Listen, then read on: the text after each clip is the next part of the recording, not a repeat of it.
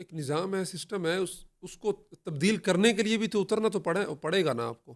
یہ کہ یہ ایک پارٹی کی بس کی بات نہیں ہے، نہ ایک سیاسی قومی قیادت کی بس کی بات ہے. یہ اجتماعی جرم ہے. اس اجتماعی جرم کو، یہ گندگی کی ڈھیر کو ایک آدمی نہیں اٹھا سکتا ہے. یہ سب اکٹھے ہو کے اٹھا سکتے ہیں. یہ ایک آدمی کا کام نہیں ہے، نہ ایک ٹریکٹر اور ٹھیلے کا کام ہے. تو شہباز شریف صاحب، اس میں پیپلز پارٹی، مسلم لیگ، جمعیت علماء اسلام، پاکستان تحریک انصاف، جتنی بھی نیشنلسٹ چھوٹی موٹی بڑی پارٹیاں ہیں، اختر جان مینگل، ڈاکٹر مالک بلوچ، عوامی نیشنل پارٹی، یہ سارے مل کے وہ فیصلہ کریں.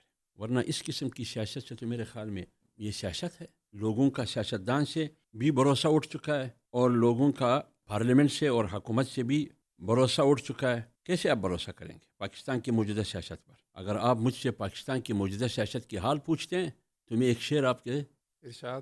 میری وطن کی سیاست کا حال مت پوچھو، میری وطن کی سیاست کا حال مت پوچھو، گری ہوئی ہے طوائف تماش بینوں میں، گری ہوئی ہے طوائف تماش بینوں میں. تماش بینوں میں.